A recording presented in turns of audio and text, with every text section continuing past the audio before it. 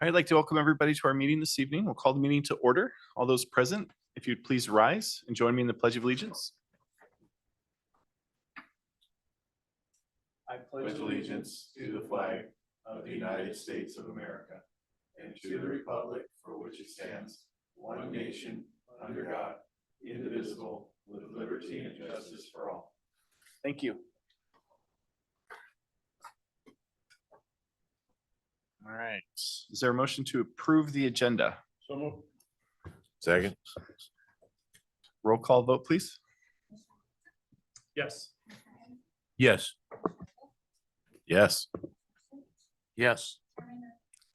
Yes. Yeah. Any upcoming commissioner absences? All right. Seeing none. Any communications? I didn't see any in the agenda. Is there a motion to approve the minutes of our October 22nd meeting? So moved. Second. Roll call vote, please. Commissioner Nelson, Yes. Commissioner Incy, Yes. Commissioner Wilsey, Yes. Commissioner Sudich, Yes. Chairman Urbina. Yes. That gets us to vouchers. I'll move that we approve accounts payable vouchers CLM 000336 through CLM 373, and accounts payable vouchers CLM 000374 through CLM 000437, grand total of $866,614.42 is outlined in the agenda. Second. Roll call vote, please.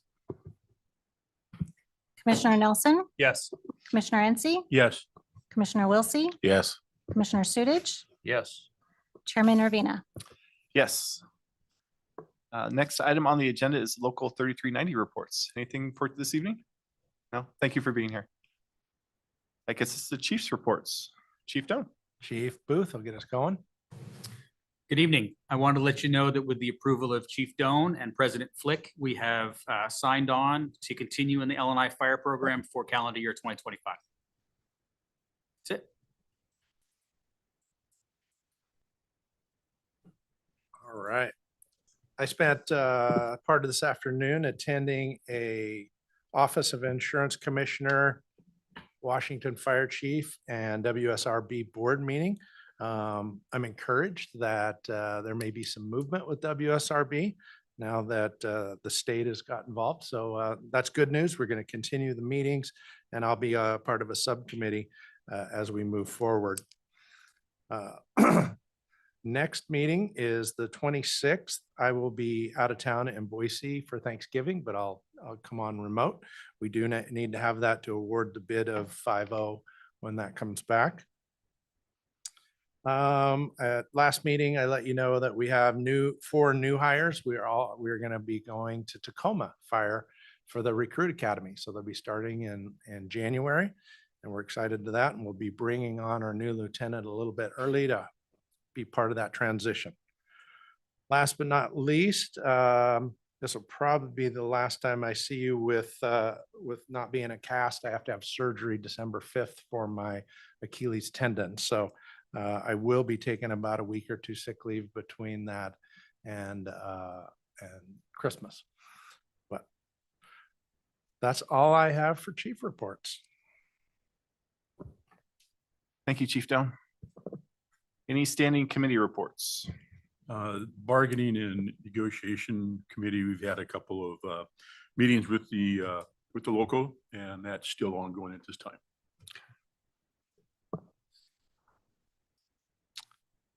The audit committee, we have a pending appointment. I think it's gonna be next Thursday or Friday. We're still working on the time for the exit interview for our state audit. So I'll let you guys know. That's coming up. I don't have anything for the chairman's report. That gets us to item 11 on the agenda, our bond update. I will be handling that today. Chief Johnson is in Boise with his daughter at Boise State. So Station 53, we're still working through the punch list. We should be getting the keys to Station 53 in the next couple weeks. Station 57 is about a month behind that. Roof's complete, extractor and the gear dryer have been installed. Work this week includes casework, a door installation. But the building final is scheduled for November 26th, and then we'll do a punch list after that. So they're both getting close. I know that Chief Langlow and Chief Meyer have been working on putting extra staffing out at 53 here before the end of the year and before Station 51 comes down. So we'll be putting our extra staffing out at 53 until we get to Station 51. At the training campus, footing for the support building was completed last week.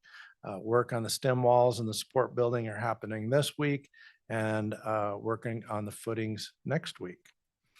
Station 50, they did a site survey with prospective contractors last week, and they had a really good turnout with multiple contractors and subcontractors here doing a walkthrough of the building.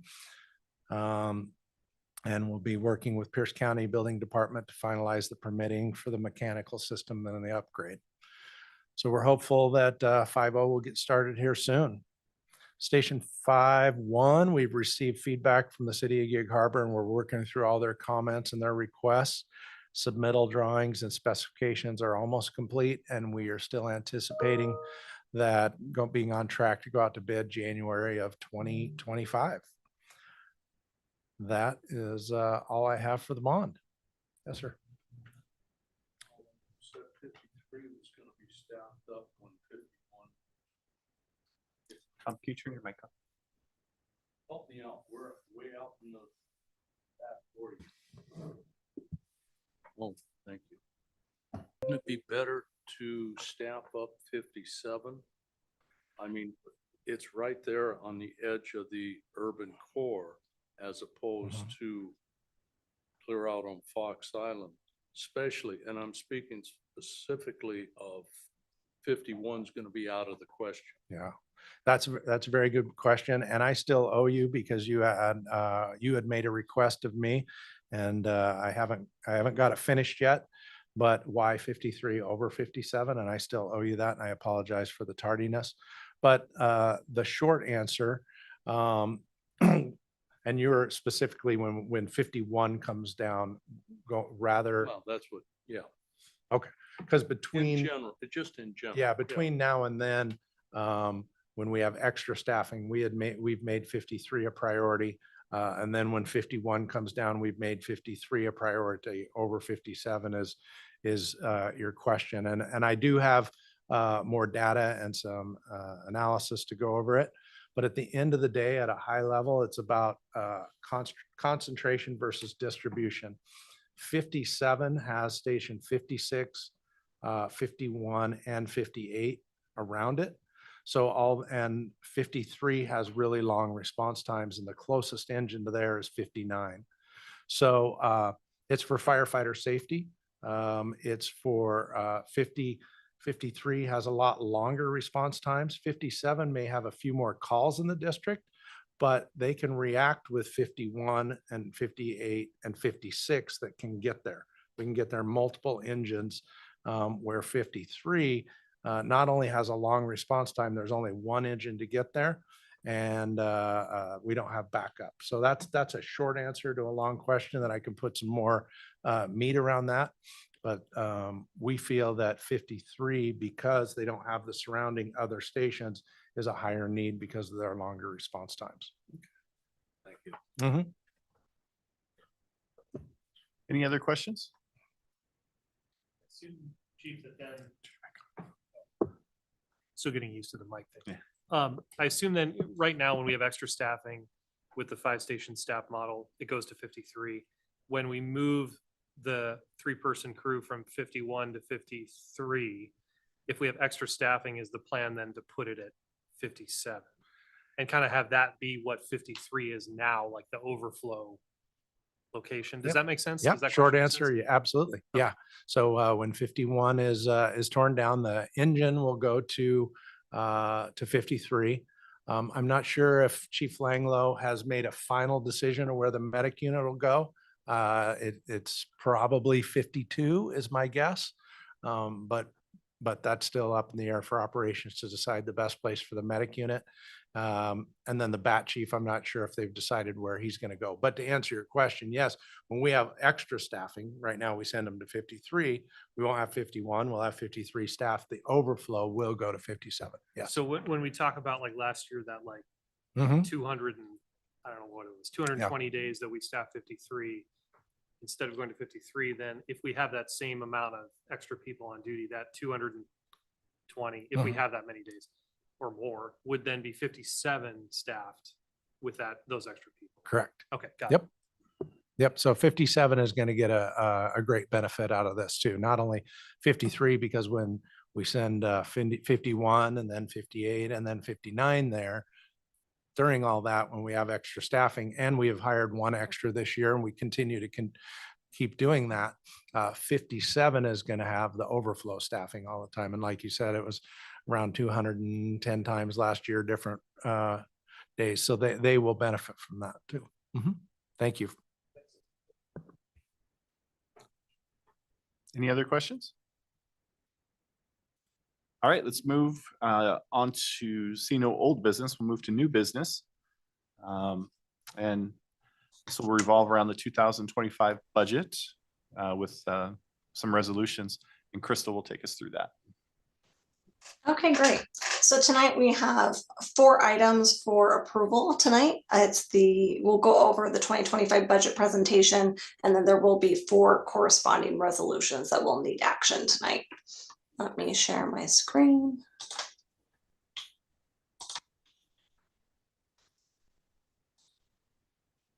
So we will start with the budget presentation. This is included in tonight's packet, starting on page 12 through 29.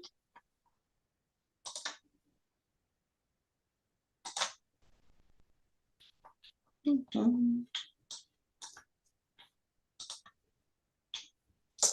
this one more time.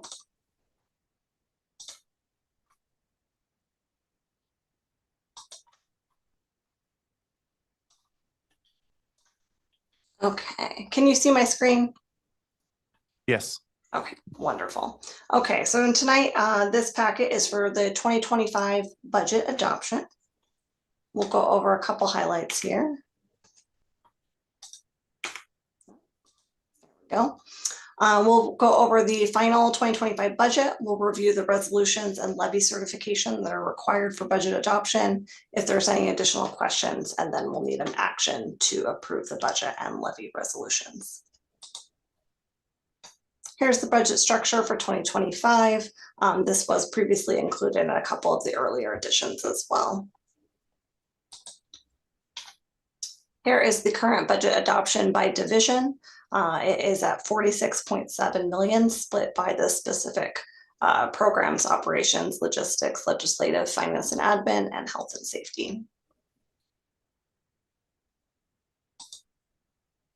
Same split, but by expense type. So you have your salary, your benefits, maintenance and operations, capitals, and transfers. And we'll go into a little more detail as we go through the slides. Same comparison as previous, but with the updated information. The one thing I'll highlight here, you'll see represents a 12% increase from the prior year. This does include a couple of our capital investments that were previously budgeted in 24 that actually will arrive in 25. So that's the one area you'll note as you move through the slides and see some the capital expenditures for the 25 budget look a little higher than what was previously included in the final draft at the last meeting. Here's our net increases from 24 to 25. You'll notice the most significant portion of our net increases from 24 to 25 is our capital investments and transfers. Moving into the updates, capital investments, some of these are relatively the same from our last couple editions. We are including our debt payments for the SCBA and EMS equipment previously purchased last year. There is a significant investment in facilities repair and maintenance, one being Station 50, the contract that is currently out for bid. We have a couple of roofing projects for 52 and 55, and I'm sorry, 52 and 56, and then some corresponding updates for 55. We have our arriving engines in 2025. Those are the 5 Type 1s that are arriving and the associated equipment and outfit. And then we also have an additional replacement of vehicles at the end of their life cycle. This includes the associated cost, both for showing your current 2025 adopted budget, current 2024 adopted budget, as well as the change. The one area to note, logistics, is where you'll see that significant investment, both in facilities and vehicles, as we previously discussed on the last slide.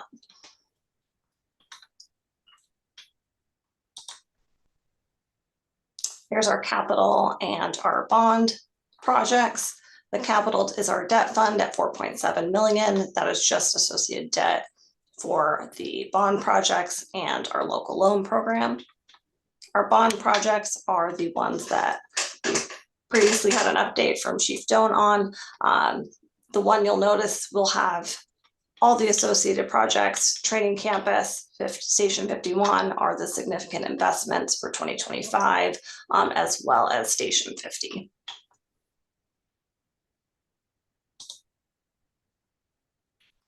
This is just another level of detail, a little bit deeper. It shows the corresponding divisions under each area, and then also further breaks out the financial data from salaries, wages, benefits, maintenance, and operations.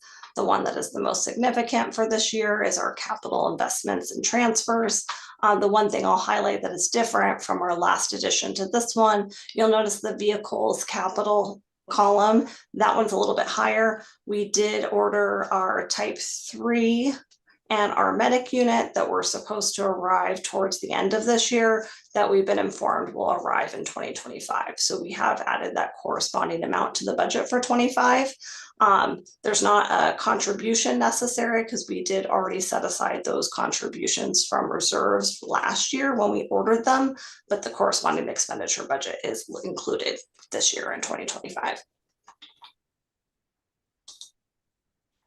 Adopted budget for the debt service is 4.7 million. Our capital fund for 2025 is 24.4 million.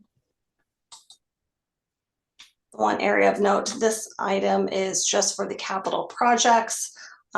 You'll see by project. You'll note there are a little bit of expenditures here budgeted in 53 and 57. We anticipate there might be some lingering expenses that will go into the next year. So those why the 53 and 57 have a small expenditure. The bulk of the projects are 51 and the training campus. For our adopted budget, it's 75.8 million. 46.7 for operating fund, 4.7 for debt service, and 24.4 million for the capital projects fund. We are almost at the last part of our 2025 budget timeline. We have had 3 drafts of revenue hearing.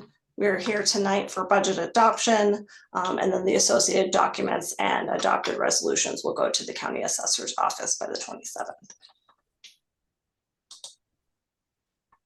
We will have 4 resolutions tonight for action. The first will be the adoption of the actual budget. This will include all 3 associated funding sources.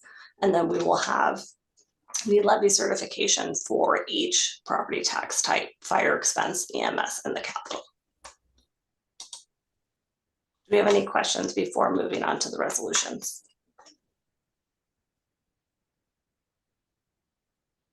I don't see any, Crystal. Okay, great. Okay, let's stop that one real quick here.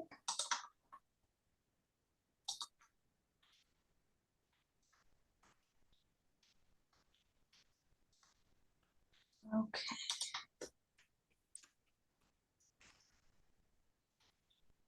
Okay, so the first one for commissioner action tonight is resolution 2024-09. This is included on page 30 of your packet for tonight.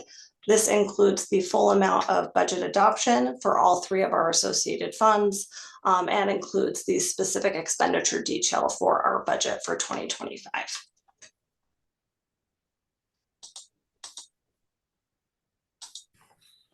Motion to approve resolution 2024-09. Second. Roll call vote, please. Commissioner Nelson, Yes. Commissioner NC, Yes. Commissioner Wiltie, yes, Commissioner Sudich, Yes. Chairman Urbina. Yes.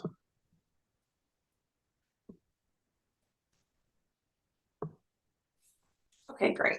We'll move on to resolution 2024-10.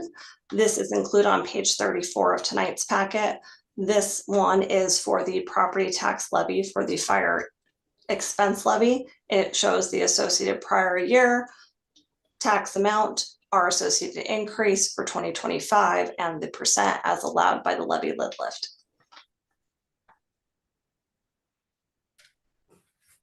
I'll make a motion to approve resolution 2024-10. Second. Roll call vote, please. Commissioner Nelson, Yes. Commissioner NC, Yes. Commissioner Wiltie, Yes, Commissioner Sudich, Yes. Chairman Urbina. Yes. Moving on to resolution 2024-11.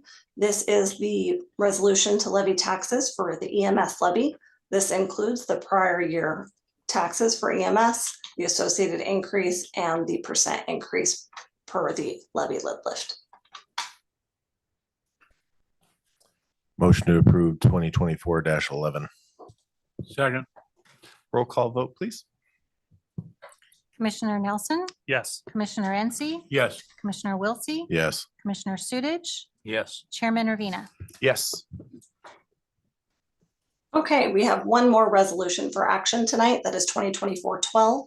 This includes the authorization for the excess levy, which is the property tax that supports our debt service for our capital projects. And includes the prior year amount and is authorized for that associated debt service. motion to approve 2024-12.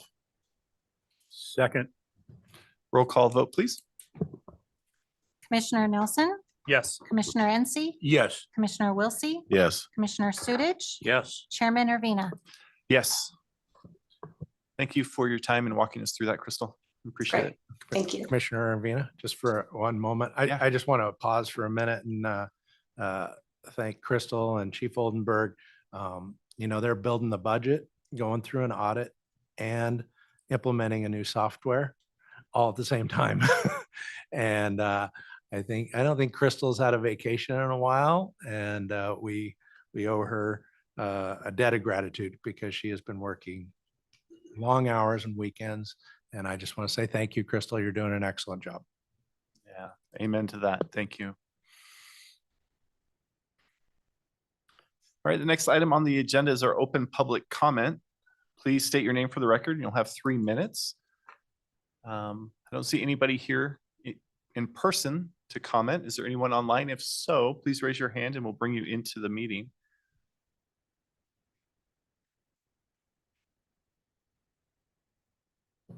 Looks like we have 2 people as attendees.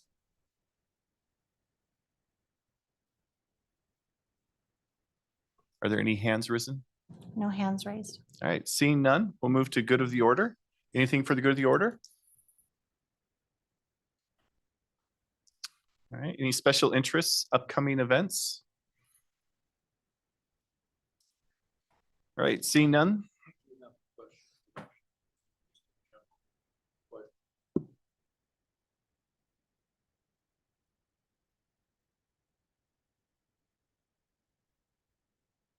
Few years. Are you confident that everybody we're bringing on? I don't want to see a layoff. You and I have discussed this in the past. A layoff is not something I would even want to entertain. Are you confident that everybody that's here now or in the short-term future, that the board is not going to have to deal with layoffs because of a downturn? Yes. Good. Well, because of a downturn. Hold on. Yes, I mean, who knows what downturn means, right? But I so I'll qualify it with that. But I'm with you and have the same philosophy that we don't want to ever have to let anybody go, and we're not hiring on the edges or right up to the edge of our budgets. And yeah, barring anything unforeseen or unprojected, then yes, I feel confident. Okay. All right, that gets us to item 17 on the agenda, which is an executive session pursuant to RCW 4230-144B. This portion of the meeting, that portion of a meeting during which the governing body is planning or adopting the strategy or position to be taken by the governing body during the course of any collective bargaining or professional negotiations. Chief, how long do you think that we need for this? Let's shoot for a half hour. Let's be optimistic. All right. And then if we have to add another half, we will. All right. So that'll get us to 5:56 and we'll reconvene at that time. Thank you.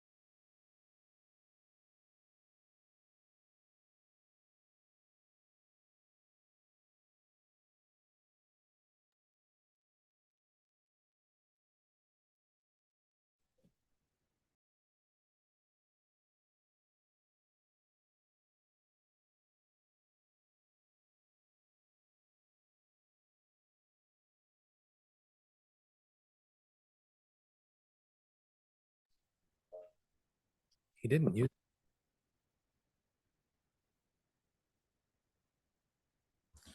All right, welcome back, everybody.